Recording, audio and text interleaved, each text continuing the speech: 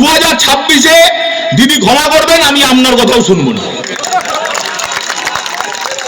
2026-এ আমরা দলের কর্মীরা আমরা আমাদের মতো চলবো। দিদির কথা আমরা 2 মাস শুনবো না। দিদি আমাদের ক্ষমা করবেন, মঞ্চে দাঁড়িয়ে বললাম, অন রেকর্ড বললাম, প্রেস আছেন, রেকর্ড করছেন, অন রেকর্ড বললাম। তার কারণ বারের একটা সীমা আছে, নোংরামির একটা সীমা আছে।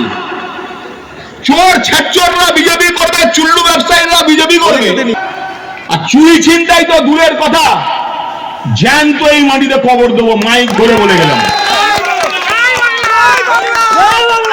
তার কারণ এটা চলতে পারে না। আমার এলাকার একজন পরিযায়ী শ্রমিক উড়িষ্যায় কাজ করতে যাবেন, ইউপিতে কাজ করতে যাবেন, বিহারে কাজ করতে যাবেন, ভারতীয় জনতা পার্টি বাঙালি নিধনের নামে তাদের উস্কে তাদের মারধর করবেন, কাউকে রাতের অন্ধকারে বাংলাদেশ বর্ডারে পাঠিয়ে দেবেন প্রসূতি মহিলাকে, আর আপনি এখানে এসে বড় বড় পাতলা মারবেন। ভুলে যাবেন না, বাঙালিতে কিন্তু একজন জন্মেছিল, তার নাম নেতাজি সুভাষচন্দ্র বসু।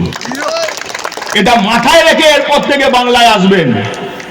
এই বাংলায় কিন্তু বাঘাযতীন জন্মগ্রহণ করেছিলেন, এই বাংলায় কিন্তু ক্ষুদিরাম বসু জন্মগ্রহণ করেছিলেন।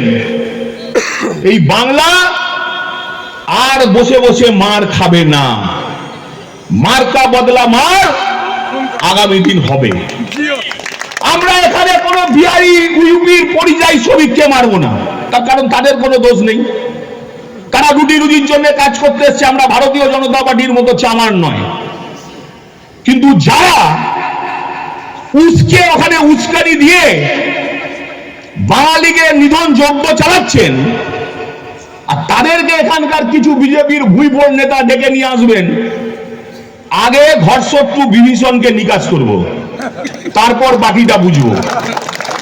নিজেরা মিছিল মিটিং করুন, ভারতীয় জনতা পার্টির ঝান্ডা লাগিয়ে, আমার কিছু বলার নেই।